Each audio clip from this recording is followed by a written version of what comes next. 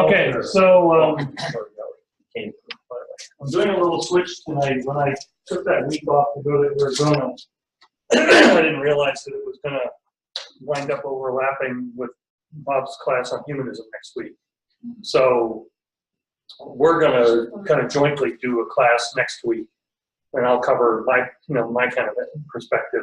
So tonight I'm going to go ahead and do the last source. We still come next week, right? Yeah. Yeah. So tonight we light our chalice, recognizing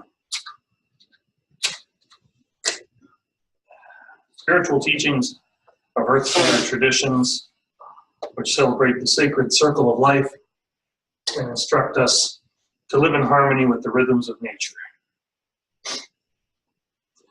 Now, I don't think it's a too daring a supposition to suggest that this is probably the least understood of the sources, particularly in the Midwest, where you tend to have a lot more humanists. And so one thing I wanted to just kind of get a sense of, because I'm going to kind of assume you're all coming at this with pretty much zero knowledge. When we say earth-centered traditions, what are we even talking about? Because I think that's important to understand. We've talked about some of these things over the weeks, but what are we actually talking about when we talk about this source? Tree huggers. Ouch. Druids. Druids?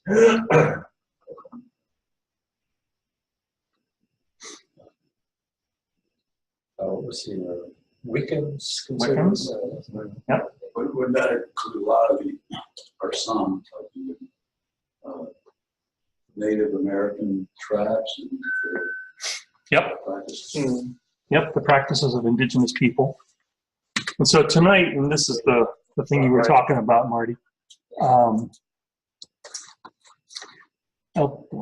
bad.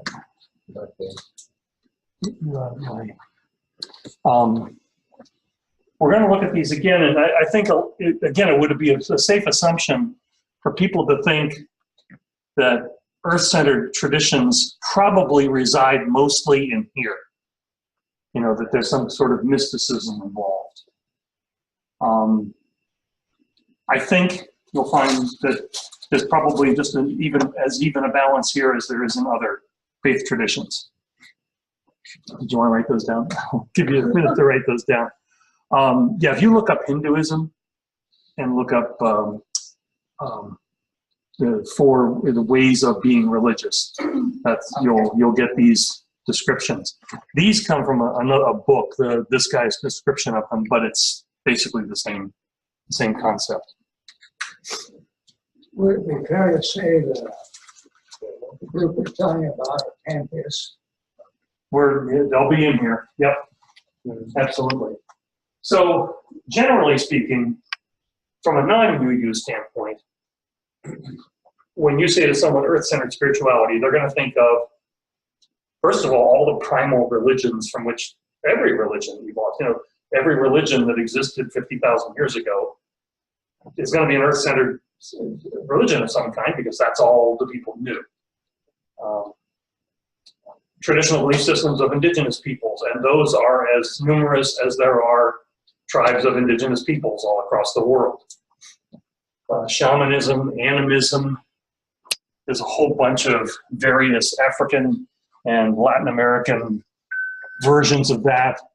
You could even get into, spiritism, like in the Chinese religions, if you want to extend the nature idea to not just physical plane of earth, but spirit plane. And then this broad term of paganism. So let's parse out paganism. In the UU setting, we're usually talking about Wicca and witchcraft. Generally speaking, you're going to see two kinds of witches. There are solitaries who practice on their own, as the name would suggest, and witches who belong to covens. You generally aren't going to see coven-based witches in churches. They don't need a church because the coven is the church. So usually when you see practices of Wicca, they're going to be solitaries. In my experience, this is the biggest group of UU pagans. People who have a belief system that is based in one of the 100 traditional pantheons, be it Greek, Roman, Norse, Celtic are very common. Anything, the list is 100 long of what those can be. Druidism, I believe, is more common in England. I've never met any American UU Druids, but apparently it's much bigger in Europe. Goddess worshippers, which also generally coincide with Gaia worshippers, because they'll equate the goddess with Mother Earth. And however they, now some goddess worshippers will get into, Demeter and Aphrodite and the whole, they'll cross pantheons. And, but again, it's like, I hesitate to pigeonhole them because it's not as if they carry around saint cards and pray to Demeter, whatever. It's not the kind of devotion that you see in Hinduism, for instance, when the Hindu goes to a temple and pours milk over Ganesh, and it's not that same kind of devotion. In some cases, the pantheon that you got there, basically anything that's not Christian. If you go back far enough in those traditions, female gods were there in abundance, and so the goddess worshipper of today often refers to them. Yep, absolutely. And it's why you see a lot of what we're going to do an Ostara celebration here next Wednesday night. Ostara is the holiday for spring equinox, which is actually happening at 5:58 at night, which is cool because we'll have the kids here and storytelling and all that. Ostara is the holiday of Yostra, who's the goddess of the dawn of the spring. The hare is a symbol of hers. The egg is a symbol of hers. The Christians just basically, they wanted to get rid of Yostra, so they took all of her symbols and put it into Jesus. And then changed her name to Easter. So it was, and the Christians did that all over the pagan world to get rid of pagan worship. And this is a theme you're going to see really common throughout all of paganism. Paganism tends to be much more matriarchal in its structure. It celebrates women, power in women, and recognizes this sort of fear that patriarchal systems have had for thousands of years of women's power. So there's a lot of that. There's a lot of that in Wicca, but there's a lot of it here in goddess worship and goddess spirituality too. This is where I think most UUs fall. Eclectic paganism, which is not a formal title at all, but it's just, they pick and choose. They see the things they like, and that's what those are the holidays they celebrate, those are the stories they tell, which is also, again, kind of very Hindu in the sense of there's 300 million gods, they all represent Atman, but I like that, I like that lizard with 18 toes and whatever, I'm not making light, but so they find a representation of what they want to worship that speaks to them, and that's what they go with. The Covenant of Unitarian Universalist Pagans was officially formed in the mid-90s, but pagan groups had been around before that, obviously. And the sixth source is the one that was added last. It was added in the mid-90s. Originally there were only 5 sources. This one was added largely because of the work of Cups. So, generally speaking, and the people like Bob Barker and Sonia and Jennifer Reed, and there's a few other folks here, and there's a whole bunch now in research. These would generally describe their viewpoints. They identify with some of the precepts of paganism. Technically, we should be calling it neo-paganism, Same with Druidism. We should be calling it Neo-Druidism because they're not doing certainly some of the practices that some of these religions did back in the day. They celebrate the sacred circle of life. That's key to every pagan belief, pretty much. The wheel of the year and the 8 holidays of the year, the 4 solstices and the 4 midpoints between the solstices. Each of them has a purpose. Each of them has its own rituals, songs, activities, food. Those are also incorporated the Catholic thing in what they call vocation. Yep. They So Yule. follow the seasons. Yeah. Right? So Yule became Christmas. Yeah. Lammas in August.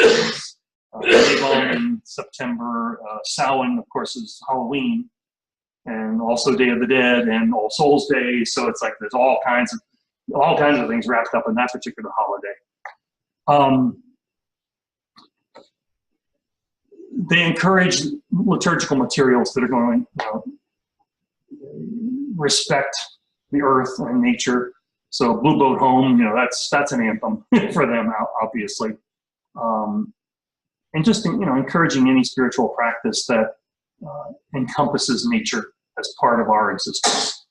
And they tend to be really big on all the other elements of worship that we don't tend to be terribly good at: music, dance, visual arts, poetry, all those kinds of things. They're into ritual, and they like to celebrate. But the rituals are very they're fun. They're fluid, and you're meant to enjoy them.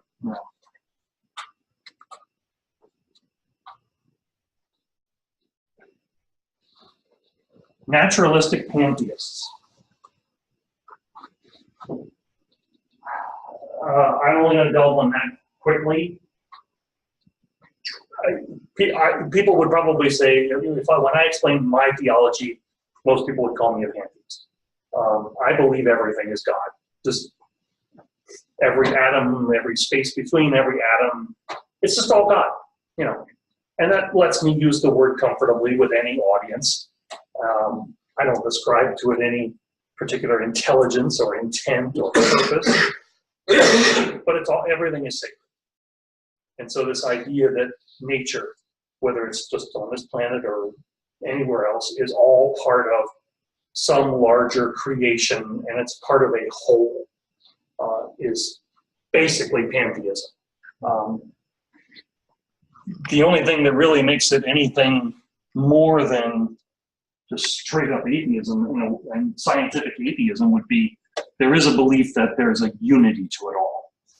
And most pantheists that I've known, like I would say that there are motive forces in the universe that are not measurable, or at least we don't have anywhere near the capability of measuring them.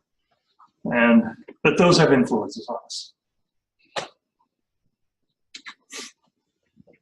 And then there are secular paganists. There are pagans who don't really believe in a god or gods. There are many polytheistic pagans. But they believe in the notion of strong ties to the earth, strong ties to nature, strong ties to the seasons, and to respect for nature and our role with nature.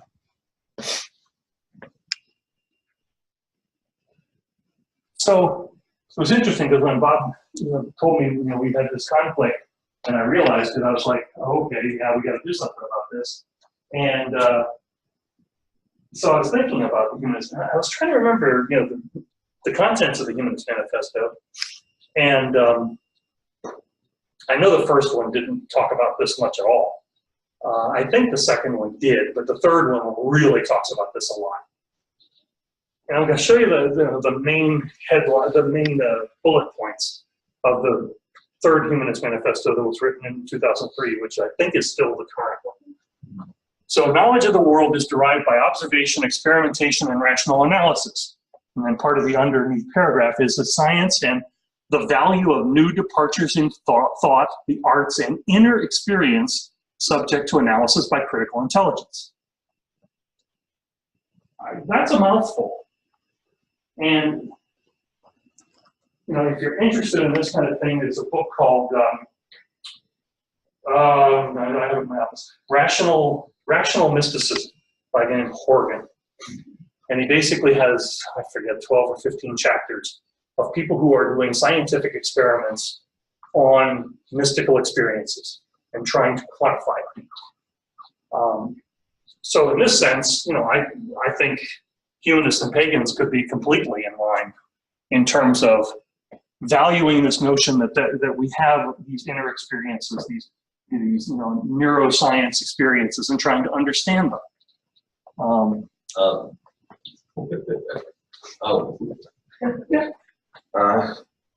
Okay.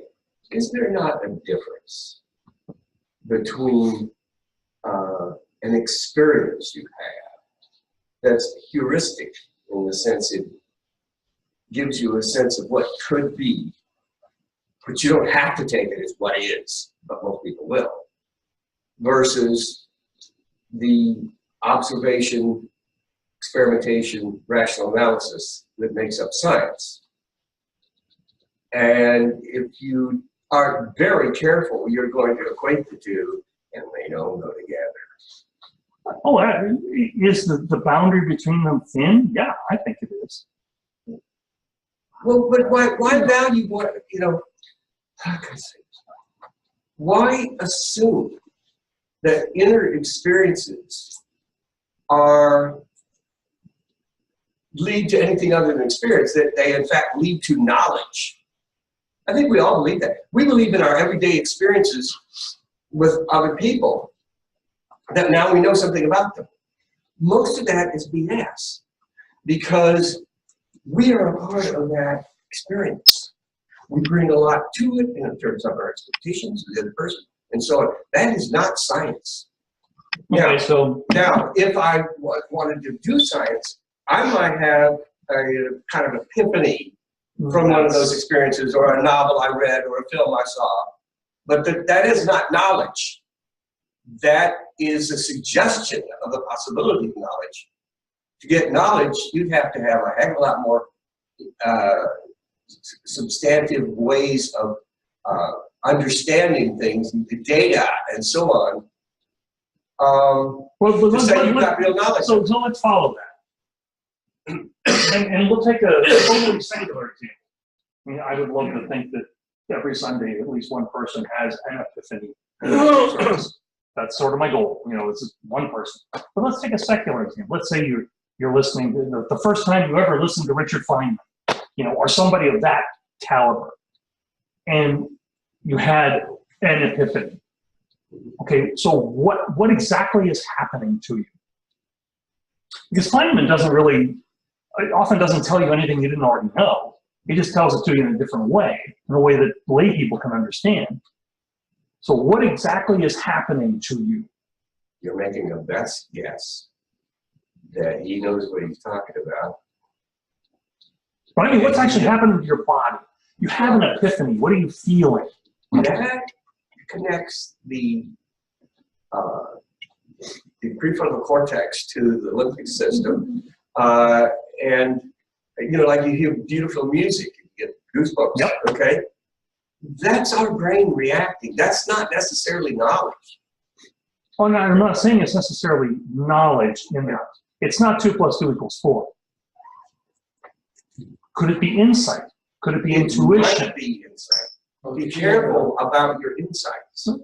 If you have an awareness of an experience, isn't that knowledge? No. You don't think so? No, it's knowledge that you had that experience. It's not that experience can then be generalized to somebody else or anything else. That's my point. If you hear beautiful music, you are aware of that experience. That's correct. And it causes you to feel something. Shall we put that as a minimal level of knowledge? That's not really that's not something you can share in the community. I'm not saying it's the universal truth, but from personal I think experience. your argument is over the word knowledge. Yeah. I think you have different understandings of what that word means. Another way to put it is, John's telling me about subjectivity and objectivity. Mm-hmm. And that's clear. And the feeling of epiphany is definitely subjective knowledge, because we could be sitting there listening to the exact same piece of music, and and she's going, terrible performance, blah, and I'm just like in the clouds. So it's not repeatable, it's not generalizable, all that, but there's absolutely an experience going on there. And if I'm schizophrenic and I have a delusion about somebody being here, whatever, and nobody else can see them, doesn't mean that somebody's really there. It means my brain is firing off with that. And if I let myself be guided by that, I'll probably be in a heck of a lot of trouble. Well, that's a straw man. I'm not going to go there because, first of all, we don't understand schizophrenia well enough to make that general assumption. So there could be some schizophrenics out there that are just aware of some other way of being that we don't even know. They may not. Yeah, but that's a false equivalence. If I experience something, well, anything, if we all come up and touch this table, we're all going to experience touching that table differently. We will probably agree on certain knowledge, whatever. It's wood, and this is pieces of wood in a mosaic, and that's a tree of life or whatever. But each of us is going to take away something from that experience that's different from the others. That doesn't make that anything less valuable. I think it really does not make it valuable at all, because we didn't really start to really accelerate our understanding of the world until we developed this more objective way of looking at things and getting data and information about them. That friggin' table for thousands of years was wood and can't do it. It's basically space. But It's made up of atoms. But is it either or? Don't know. Must something be knowledge valuable or not knowledge worthless? No, but the knowledge that you have from your, if you call it knowledge, your experiences may not be generalizable to somebody else. And the real value of what we now call knowledge is that, yes, it is generalizable. The very fact that you got here in an automobile of some type means we've come a heck of a long way in understanding chemistry, physics, and so on.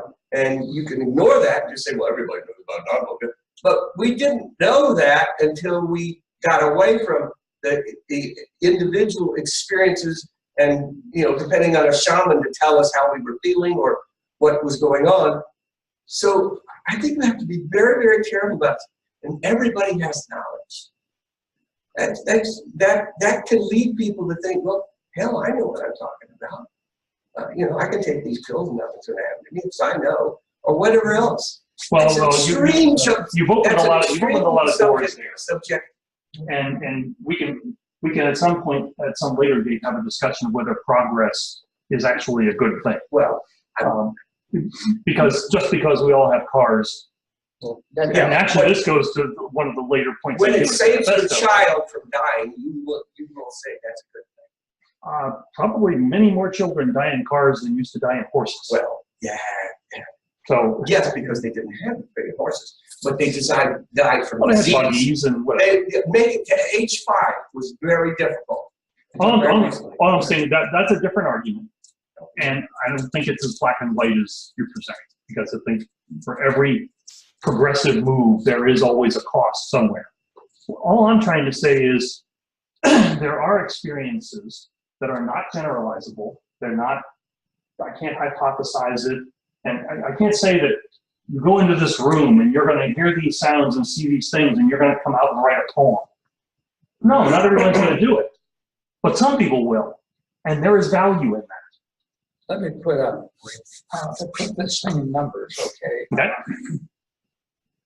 I would argue, and John will have to agree with this, that even in objectivity, there is a level of subjectivity. For example, confidence, the level of confidence we make, we decide what level that's going to be. And when we do that, that's a subjective decision. so that even in objectivity, there is some subjectivity. But Agree with that? that is quite correct. But we've been able to get away from people who've gone and heard a great speaker who they just feel overwhelmed. My life is now changing. And a year later find they're in a cult and they're never going to get out. Okay? But by studying cults, we can know what you want to look for and how you have to, what you have to do to get out. Okay? Can't just have somebody come and rescue you. You're in our family. We rescue you. You're safe. No, I want to go back. Okay? That subjective feeling could be damning to the person. So this other thing is, I mean, they're both there. John, Kind of like being a humanist, maybe, huh? Well, John, you're a really smart guy, but you have a tendency to lump a whole bunch of experiences together unfairly, in my opinion. So, are there people who go here at Jim Jones and join a cult? Absolutely. Are there people who get caught up in the military-industrial complex of this country, get caught up in the higher education research funding element of this country, and wind up doing bad science in order to make a buck? Yeah. Do we have pharmaceutical companies? We've got people dying in the streets where in any other country they'd be cured because capitalism trumps everything. This objectivity that value means money.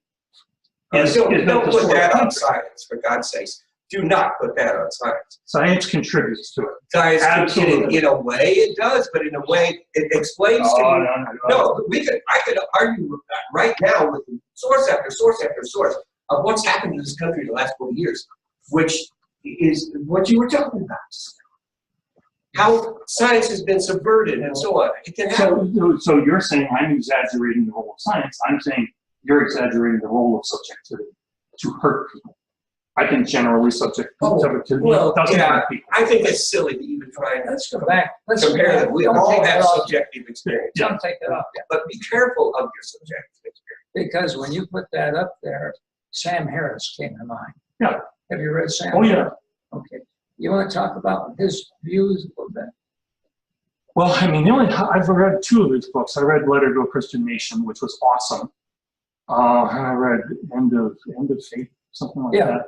I'm not sure. I mean, I couldn't quote. I mean, he's one of the new atheists. But you got to give him credit for going beyond just saying, I'm an atheist. He goes way past that and goes into the stuff he's got. He tries to talk with the other side, at least, which is I always respect about him.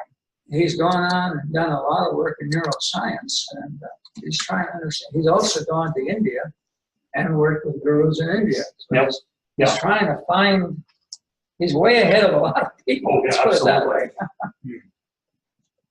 Humans are an integral part of nature, result of unguided evolutionary change. And that says humanists recognize nature as self-existing. We accept our life as all and enough, distinguishing things as they are from things as we might wish or imagine them to be. Now that speaks to your point. My contention would be, especially you paganists, they're not just idly wishing that Odin existed and we could control the thunder. You know, they use Odin as a metaphor. And it's just a way for them to approach a way of dealing with life. Those who are high priests, the average person gets to be really involved in the existence of, prayer. Pray this way, everything will happen. But that's the great thing about neo-paganism. There are no high priests. In every religion. Only Druids have high priests. I mean, and I don't even know if they do that anymore. Well, what I was trying to say, there's a high form of religion, which is absolutely. has a certain logic, historical background, and then there's the way people normally practice it, and they tend to, like Hinduism. The average person's not thinking about it. They're thinking about Kali, and if I pray long enough, Kali will forgive me. So. Well, and I mean, when we go back to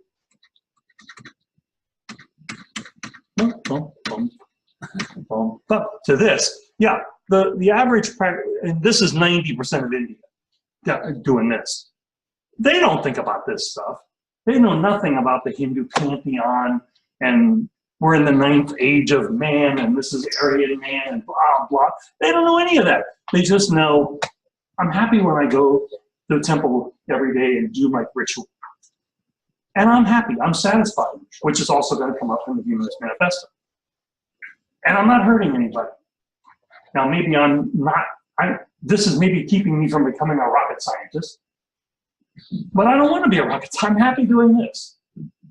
And so I guess my question is it really hurting anybody? And is it maybe even necessary to have some of these things? Just to provide some balance. Ethical values derived from human need and interest. Humanist ground values and human welfare shaped by human circumstances, interests, and concerns, and extended to the global ecosystem and beyond.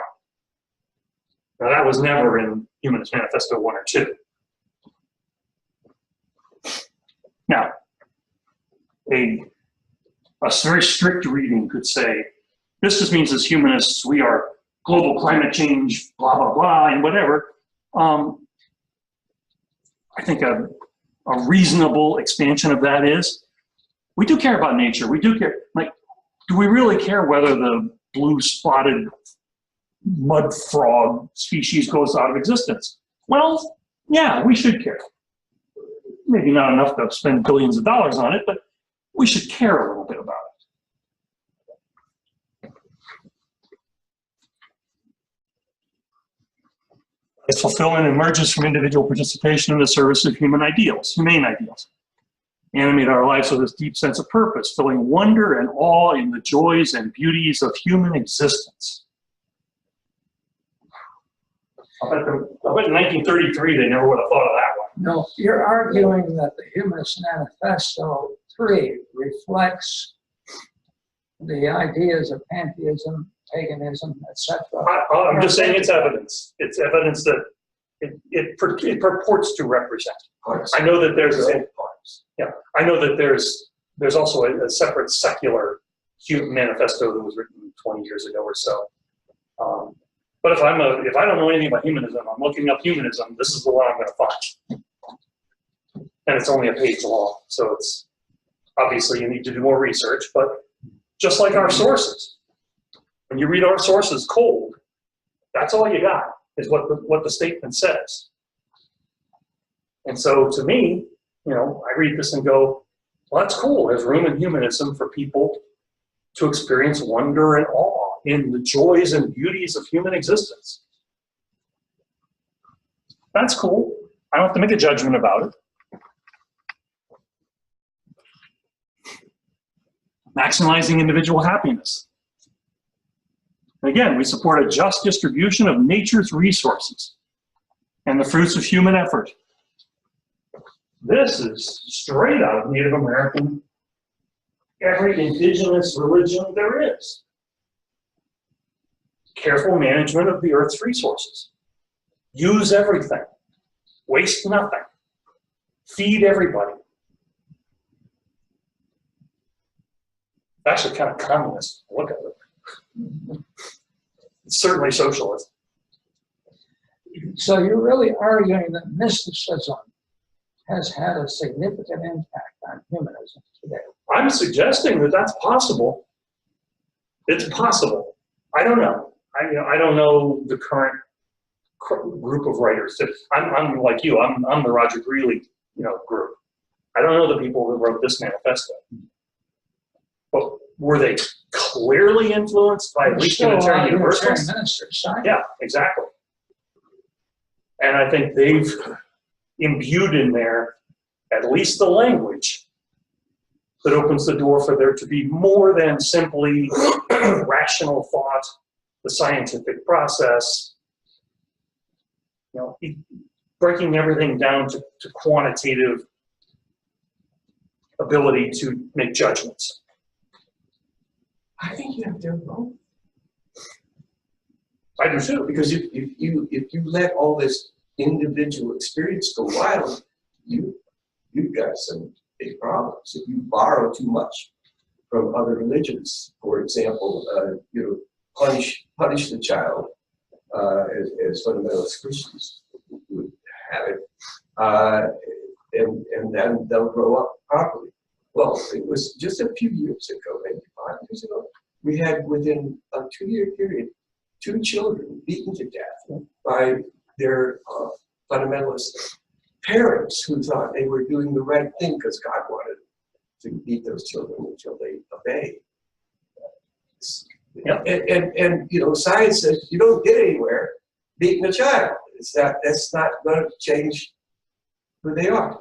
You have to have both, but you have to be so careful about your experiences, or you're going to be off in the never never land. And that's something we constantly have to remind ourselves when we're looking at any of these sources. There is bad in every religion. There's bad in every human philosophy, frankly. But there's bad in every religion. And while that's not irrelevant to our examination of them, that isn't all there is. But there is good. And, you know, again, you kind of get to this progress thing. You know, we all know, you know, I think we all know, and those of us who are scientists know, we have enough resources on the planet right now to feed everybody. We just don't distribute it right. Well, whose fault is that? It ain't the starving people's fault. So, if we truly believe in maximizing individual happiness, then that means we got to change the way we do things. And maybe we have to change the way we look at progress. Yeah, because it can be used as a code word. Exactly. To make money. It can be used as a code word by Boeing to say, Yes. our planes are great, don't worry about it, you won't crash, maybe. You know, My idea of progress would be the day when no one goes hungry, ever, again. That's progress. And yes, science is going to contribute to that, absolutely. But it's going to take human change, probably far more, to mitigate greed and power and all those other wonderfully squishy, unquantifiable things. And along the way, science will screw up too. I mean, science is going to create some bug that winds up killing all the plants, and they'll fix that. Nothing's perfect. But paganism would certainly share this. All the pagan holidays, food and celebration of food and sharing food is essential. Humanists are concerned for the well-being of all, and especially diversity. This is another thing that wasn't in earlier manifestos. It is a planetary duty to protect nature's integrity, diversity, and beauty in a secure, sustainable manner.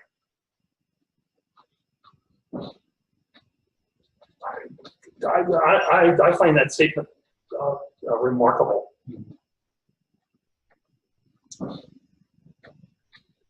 How does a humanist define beauty?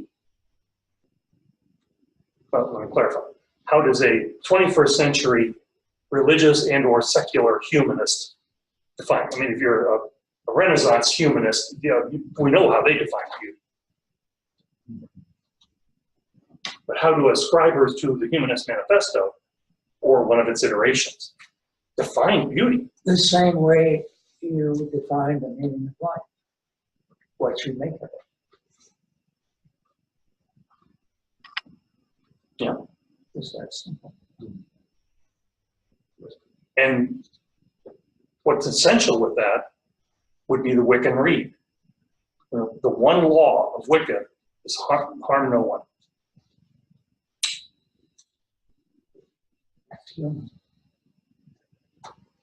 they don't always follow it.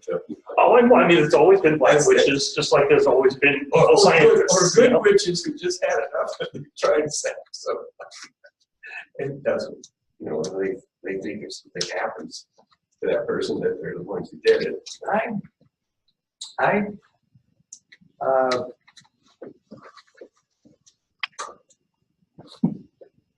I object to the presumption that being a humanist means valuing science as the judge of everything. I think there are humanists who do not believe that if it, well, I remember working in situations where if it could not be objectively proven, it wasn't there. But that's not what the saying, the screen you had on a moment. I'm sorry. The screen you had on a moment ago, Yeah. the screen, it Yeah. didn't say that. No, I don't think it is. So to be fair, let me pull it up, the full text. And I may misunderstand humanism. Well, That it's new to me. the end all be all is not science, but Okay, it's let's a see hell of a what good here. tool. Be careful. Or not getting carried away with other stuff. All right, there's the original, there's 2, there's 3.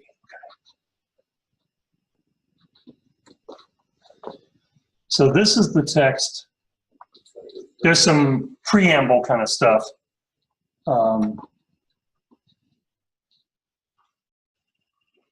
And I don't want to steal what the conversation you're going to Yeah, be I'm having. surprised we're in the humanism, so Well, and it was because when I was researching this, I thought, well, first of all, this is the source you all probably know the least about. And I wanted to make it, once I reread the Humanist Manifesto, I'm like, well, it's really not all that different, to be honest. It's a progressive philosophy of life that without supernaturalism. Now that's the key, Yes. and that's the key. Now, so I have a story to share. Because I think that's the one that's going to define where we're standing. So this is a story called The Rebirth of the Sun. It was written by Starhawk, who's a very famous Wiccan. Circle round and I'll tell you a story about when the sun was born again. It was the middle of winter and the sun had grown very old. All year long, the sun had worked very hard, rising and setting day after day. All year long, the sun had fed everyone on earth, shining and shining, giving energy to the trees and the flowers and the grasses so that they could grow and feed the animals and birds and insects and people.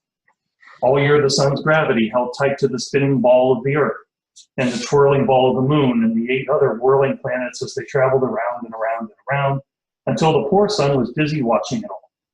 Now the poor tired sun could barely make it up in the morning, and after a very short time needed to sleep again. So the days grew shorter and the nights grew longer until the day was so short it was hardly worth getting up. Night felt sorry for the sun. Come to my arms and rest, child, she said. After all, I am your mother. You were born out of my darkness billions of years ago, and you will return to me when all things end. Let me cradle you now as I shelter every galaxy and star in the universe. So night wrapped her great arms around the sun, and the night was very long indeed. Why does the dark go on so long? Asked the children all over the earth. Won't the sun ever come back again? The sun is very tired, the old one said, but maybe if you children say thank you for all the things the sun does for us, the light may return in the morning. The children sang songs to the sun. They thought about all the things the sun gave them. Thank you for growing the lettuces and the corn and the rice and the wheat, they said. Thank you for growing the trees of the forest and the seaweed in the oceans and the krill that feeds the whales. Thank you for stirring the air and making winds that bring the rain. And every time a child said thank you, the sun began to feel a little warmer, a little brighter. Wrapped safely in the arms of night, the sun grew younger and younger. At last the children had to go to bed. We will stay up and wait for the sun to rise again, the old one said. Can we stay up too? The children asked. You can try, but you will get too sleepy, the old one said. But you can each light a candle because all fire is a spark of the sun's fire. Put your candle in a very safe place and let it keep vigil for you as you sleep and dream of sunrise. So the children lit their candles and put them in very safe places, and each flame was a little spark of the sun's fire. And the sun peeped out from between the arms of night and saw all the little fires and began to feel warmer and brighter and younger still. Early in the morning, the old ones woke the children. Together they climbed a high hill and faced to the east, the direction of sunrise. They sang songs to the sun and ran around trying to keep warm. They waited and waited to see what dawn would bring. The sky began to turn from black to indigo to blue. Slowly the sky grew light. A golden glow crept over the horizon. The night opened her great arms, and in a burst of brightness the sun appeared, new and strong and shining. For in the long night the sun had rested well and grown young from the songs and the thanks of the children, young as a brand new baby born out of night once more. Everybody cheered and the children jumped up and down. The sun has returned, the sun is reborn, the people cried. And they danced and sang to celebrate the birth of a new day, and then went home to breakfast.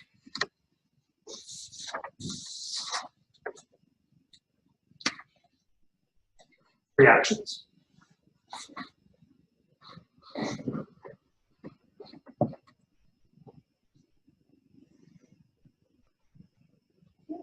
It's a good story. You know, I can see reading that to children Mm-hmm. as a way of explaining night and day. And the cycle of the year at that time of year. John's holding his tongue. That's right. Well, you know, whether you believe John is saying thank you to the sun for coming up or thank you for what you've done for me, it's certainly not hurting him, but So long as it doesn't hurt. you know, so And if you want to have, want to stay in that kind of childlike understanding of the world, there you go. well, it doesn't, you don't have to have a childlike understanding. I mean, I certainly know that that's not. You always say Makes one the good sun thing, come. John, and then you follow it up with You the know. slam that wrecks it. Yeah, yeah, I don't know. but I'm not but so it's sure. like, you know, I mean, I certainly know that's not what makes the sun come up or go down or whatever. And so that's the But- childlike understanding. It's still a warm, comforting kind of thing to do, you know?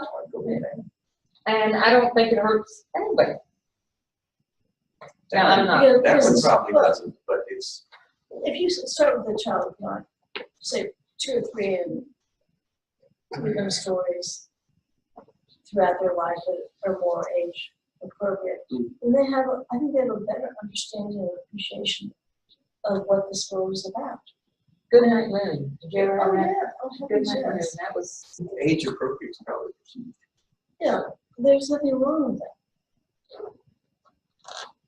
Well, in seeking the answer, the pagan would go for mysticism as the answer. That's a mystical story, as opposed to humans who would be looking for rational answers in nature and something he could measure or, if possible, not mysticism. Well, and that's why I like this story, because generally speaking, I might think that yes, but it's interesting, the little details in here. I mean, this is clearly written by someone who is a modern person who has a modern understanding of astronomy. It talks about gravity, the Earth is a ball, how many planets there are, all that kind of thing. And there's an anthropomorphization of the sun and night. Is that mysticism? We're telling a story. That doesn't necessarily, she's not preaching. She's not saying, this is what the nature of the sun is. This is what the nature of night is. She's telling a fairy tale. I think you can take a story and read lessons from points that are in the story as teaching points, if it will, for children. Mm-hmm. The thank you and others. Yeah, gratitude. Yeah, absolutely. So, I mean, a story like that is cute, it's interesting, it's nice. But the important thing, I would think, would be the lessons with it. And that's what I think any purveyor of any religion would say. Yes, we've got our Torquemadas. I'm sorry, we've got priests that molest kids.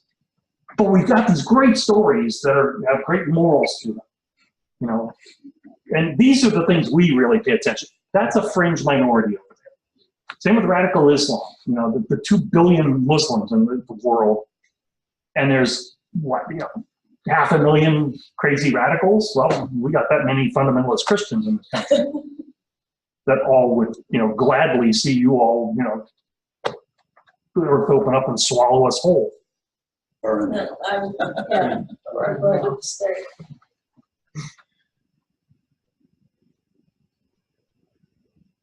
So, what I'm suggesting here, and I'm not a pagan myself, not a practitioner, but I do believe in mystical experiences, because I believe they've happened to me. And so it's only experience. I don't feel a need to quantify it or to prove it or to replicate it. I try to put myself in a position where they'll happen again. And sometimes they do and sometimes they don't. The question is, do you try to understand it? I try to make use of it. Yes. Okay. That's pragmatic. And that's really, to me, I couldn't give a damn where it comes from or why. If it provides me an insight that I can act on, yeah. I don't care if it comes from a bazooka gun cartoon, Heuristic. Yeah. And I think, neo-pagans today, that's what we're talking about here. We're not talking about Stonehenge druids or human sacrifices and all that stuff. Nobody's doing that anymore. Just like nobody's really doing Satanism anymore either. But, I don't know about. well, there's a few There's dozen real here and there. Yeah, a few around. But anyway, isn't the big difference between all this insight for humanism from the past and humanism today? As you said before, the supernatural comes out of the issues of the past. But when people are practicing, trying to, emulate these religions, there's a supernatural element in it for them. And that can sometimes be very comforting and sometimes head them in a direction that might be problematic. And I agree with you. But science can head you in a direction that's problematic too. Look at the atomic bomb. Look at the medicines that have killed people that are supposed to save them. I mean, there's all kinds. Yeah, look at thalidomide. Yeah, that's a big one. But there's others out there too. They pulled off the market. Right, and even the most scientific parent, when they read their kids' stories, what do they read them? Well, they read, Mike Milligan and the steam shovel and the little train that could. I mean, these machines that talk. Well, that's obviously silly and have personalities. Now, maybe someday that'll happen, but not yet. So let's get back to your question. So I'm going to posit that supernaturalism is definitely an issue, but it may be, especially for you pagans, may be less of an issue than we think it might be. And again, I think it's going to come back to the individual and what their particular belief structure is. So let's go to, so this is the full text of that one. Knowledge of the world is derived by observation, experimentation, and rational analysis. Humanists find that science is the best method for determining this knowledge as well as for solving problems and developing. So that says, humanism says science is the answer. Yep. And I think that's a myth. I've kind of created my own idea of what humanism might be in the absence of exposure to organized humanism. Yeah. And it's no surprise that they don't quite agree. Yeah. Yeah. And that's okay. I'm interested in what they have to say. Right. I see it in the conflict between what action would be taken if you took a literal belief in supernatural forces, Right. and what actions would be taken if you preferred the interests of human beings. And that doesn't come up really very often. And But and I think it can. You talk about the guy that beat the child, and that's a clear example. Yeah. And I think, my guess would be there's a lot more convergence than divergence.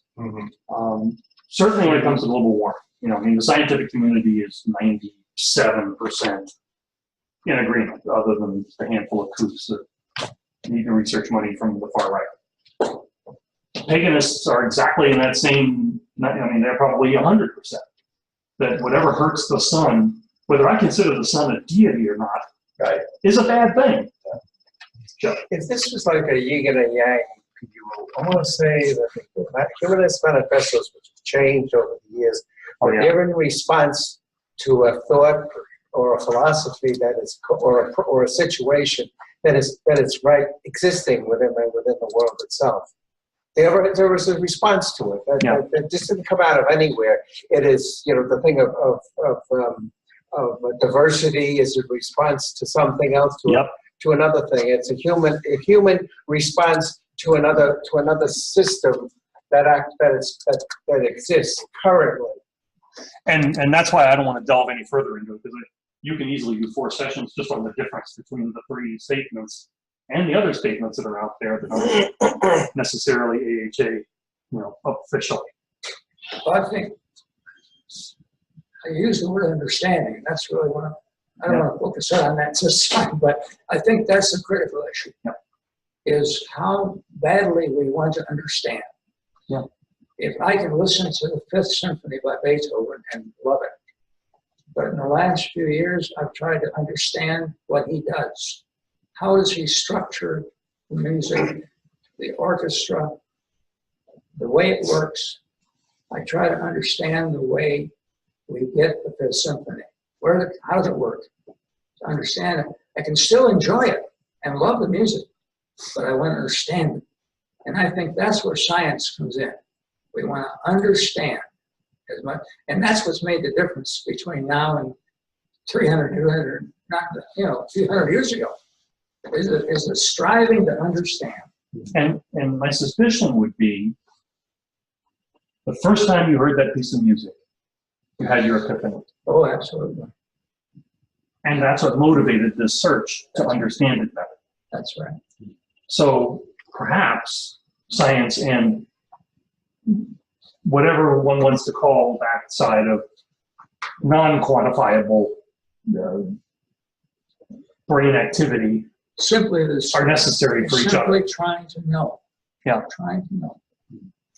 Because mine is kind of the opposite in that I love bad movies, and I love them more the more I know about how they were made and how bad they were and why they were bad. So there's a movie called The Creeping Terror. It was made in '66, I think. There's a documentary about the guy that made the movie, and he's the ultimate con man. He abused his wife. He's just a horrible, horrible person. And he actually filmed it on the Spahn Ranch in California when Manson and his family were living there. Manson supplied the guns for the movie. So he knew Manson, and apparently they got along famously. So, and when you watch the movie's just hilariously bad.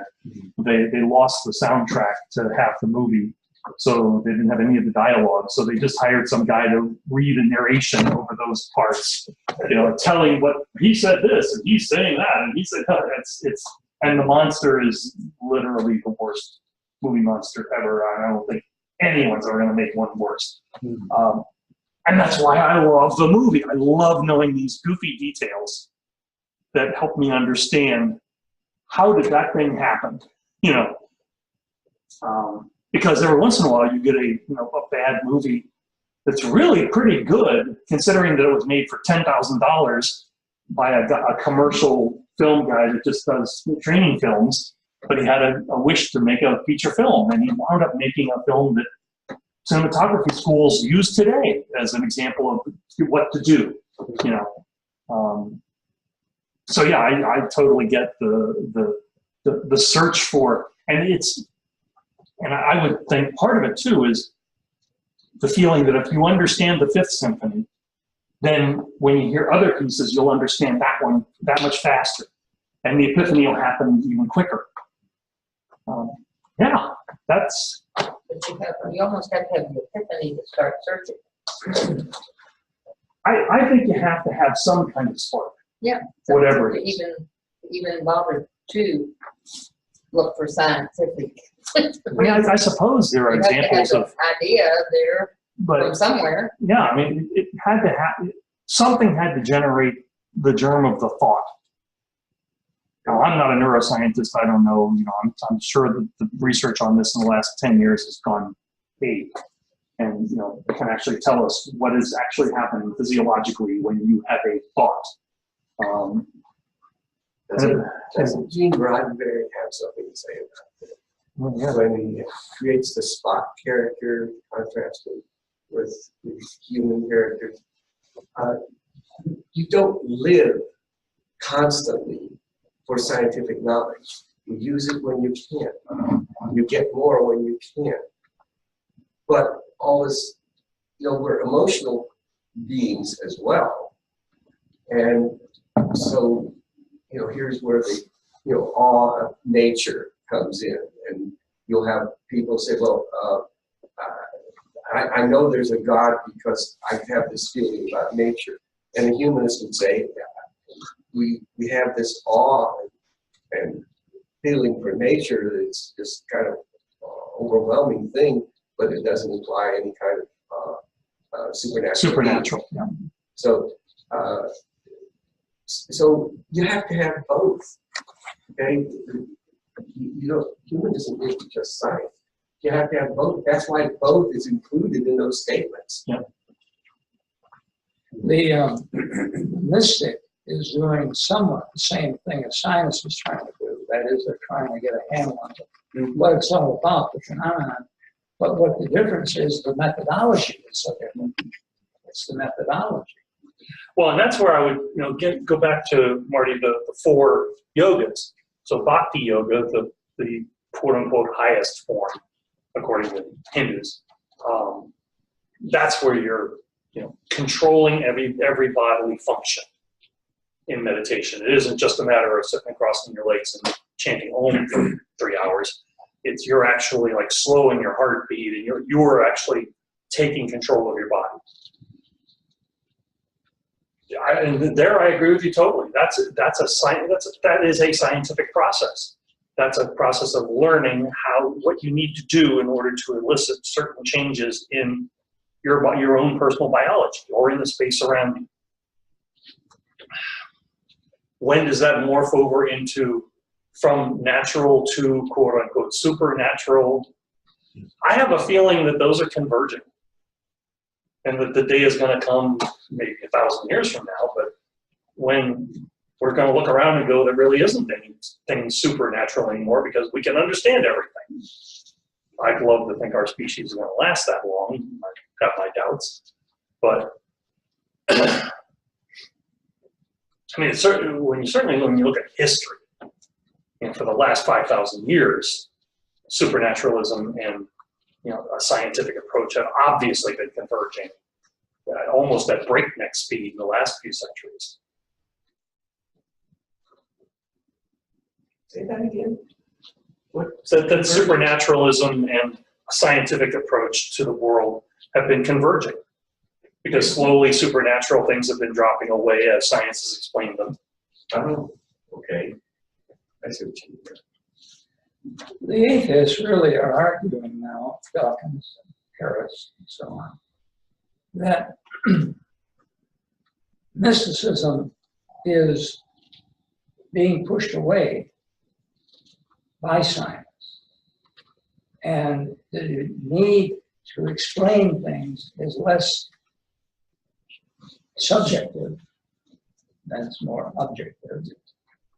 And as that happens, the way we feel about ourselves as human beings is changing. Mm-hmm.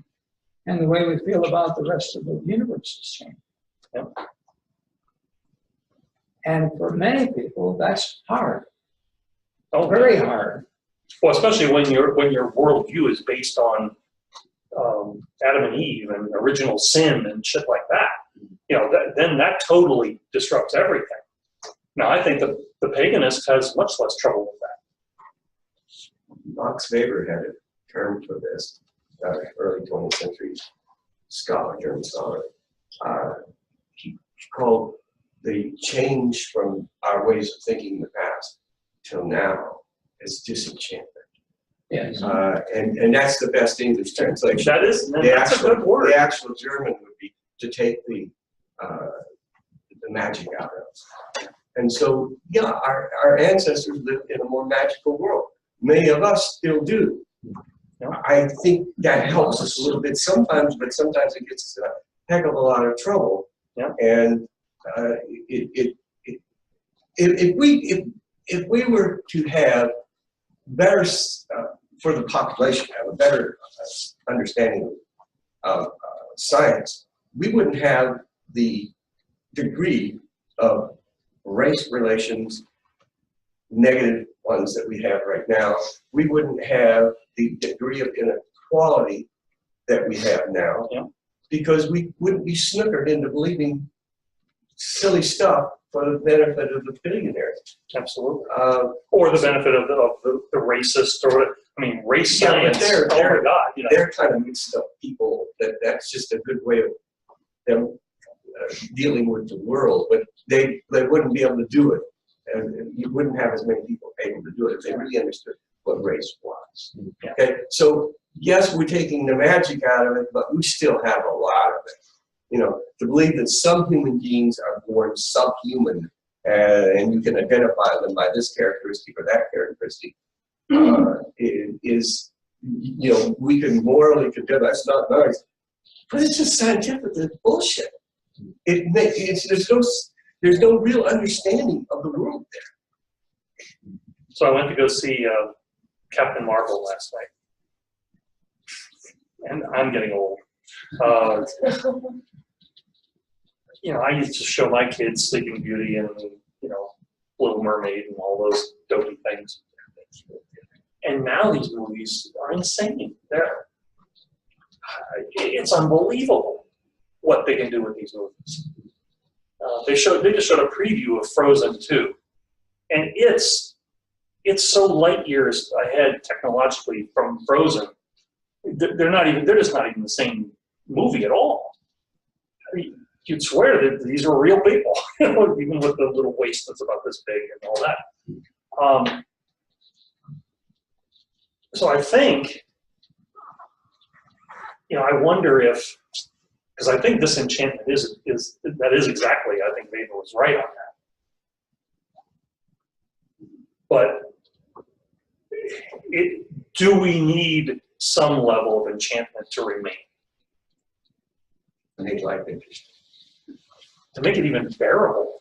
That's probably If you were really bearable. not, what's the point? You know, what's the point? Now, it's perhaps unfortunate that every dystopian novel written in the last century is basically technology gone mad. Yeah. And even the ones where technology is a good thing, if there's, you know, even Gene Roddenberry, we're still out there having fist fights with aliens. I mean, good God, have we not progressed in 5 centuries at all? Really? And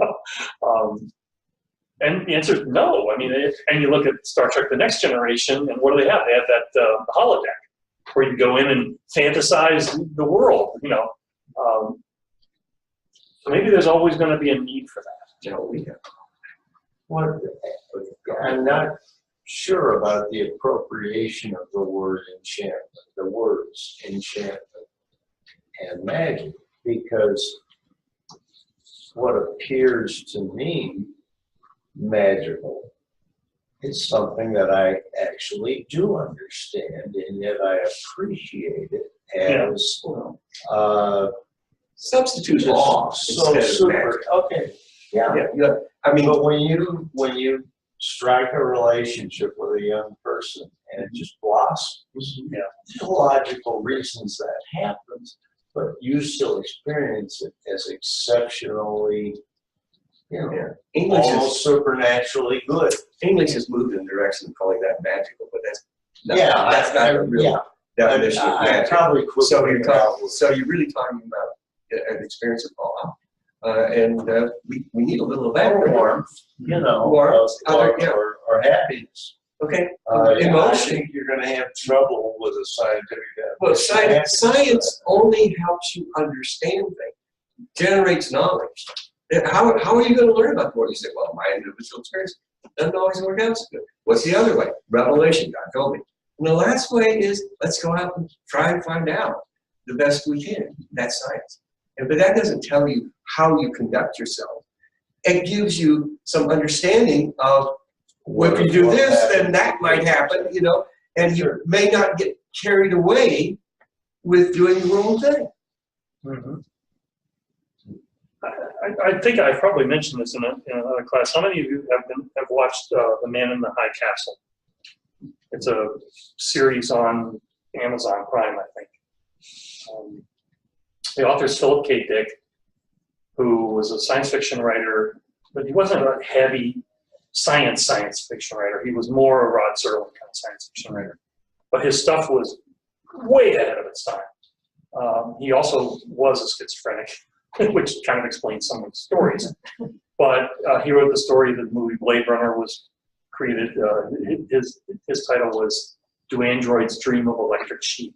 And that's what they make Blade Runner after.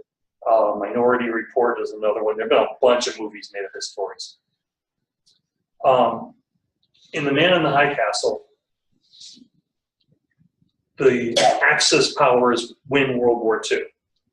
The Germans take over everything from the Mississippi east, the Japanese take over everything from the Rockies west, and the middle is just sort of this frontier, Wild West American, lawless area.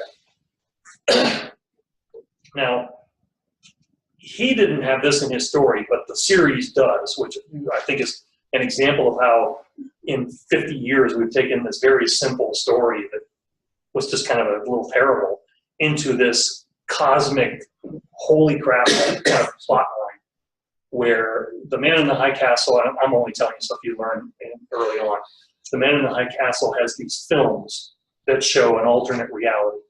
And it shows everything we know happened in history. It shows, the parades down Broadway and the atom bomb blowing up, in Japan, and all these other things that did not happen in this reality. And so as you go in the show, it becomes apparent that there are literally two parallel universes going on.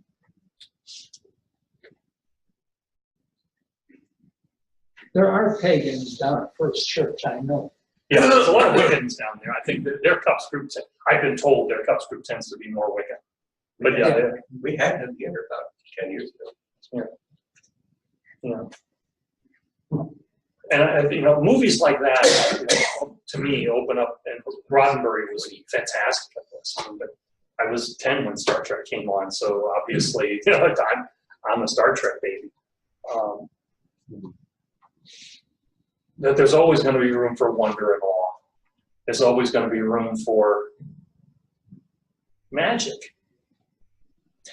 I mean, if you guys watch America's Got Talent, they've got magicians on that show now that make David Copperfield look like he's a high school clown.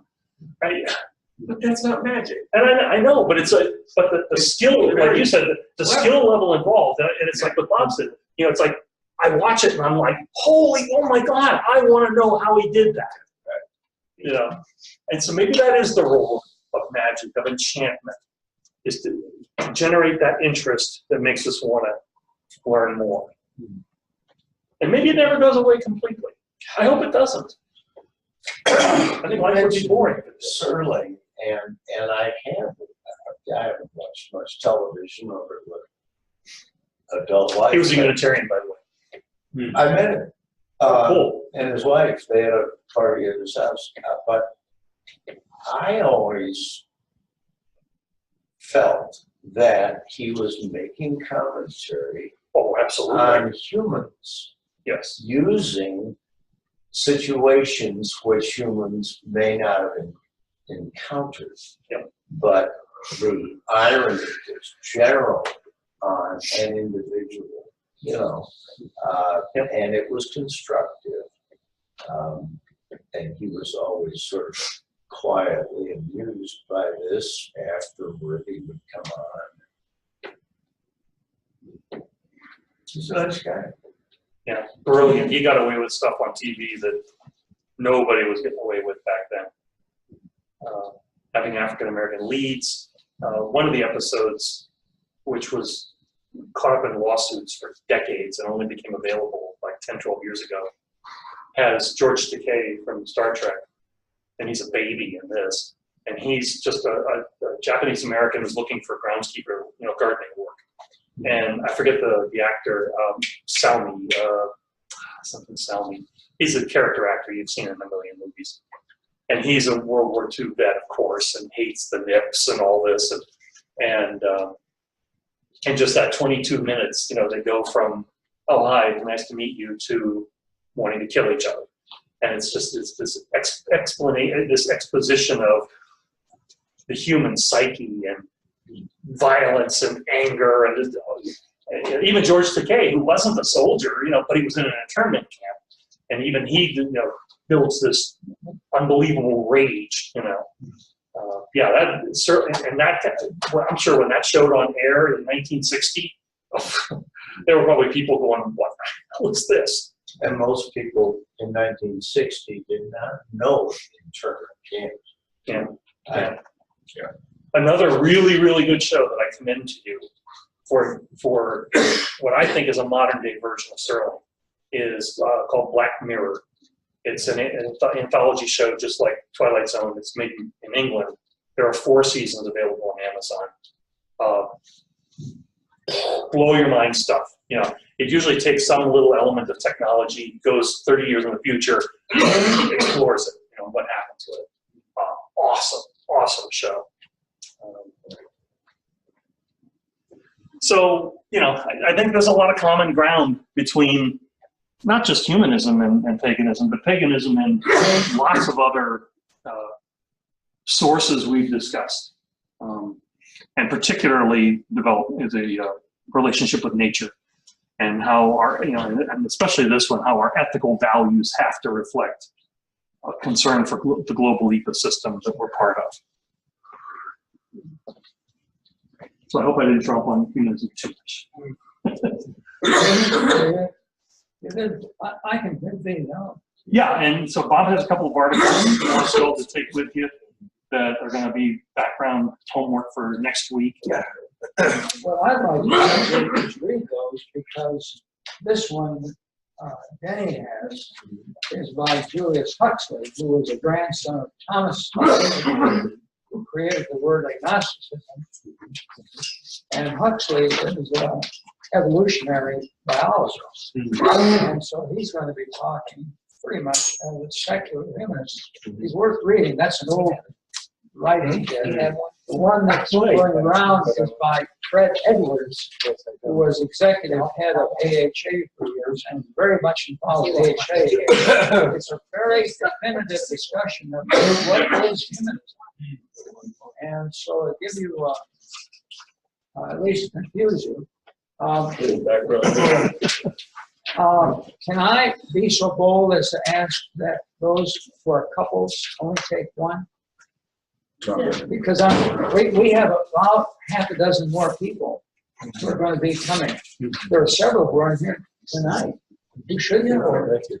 And so I'm going to need those for the other people. Sure. To what extent, when, let's say in a general assembly, when they're doing a statement or whatever they call it, to what extent is there any, well, this reflects some of these principles? Yeah. Oh, yeah, a lot. I mean, that they specify that this is. Because all the statements of conscience are always one of these, whereas this, whereas this, whereas this, therefore be it resolved. And those whereases almost always refer to every principle that's relevant. Almost verbally the principles. Yep, absolutely. As well as other things. Yeah, right. Yeah. And they'll also refer to previous resolutions that relate. And sometimes there are some topics we've got 20 or 30 previous resolutions, and they'll refer to all of them that are related. So we'll extinguish our chalice tonight. I forgot to do a particular reading, but in the spirit of understanding, greater appreciation for all of our sources. And appreciating the people that are here. Yes, I think it's wonderful to gather with all of us and look at them. Yeah, we've really had some great discussions here. Yeah, yeah. And things that I'd like to see us continue some of these discussions, because I think there's a lot of fodder there for thought.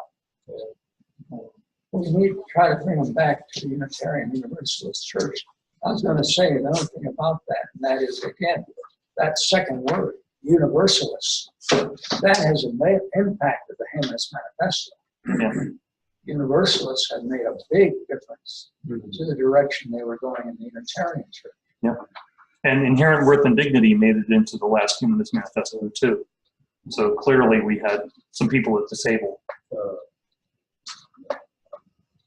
So, Thank you. well, thank you all for being here tonight, and I'll see you next week.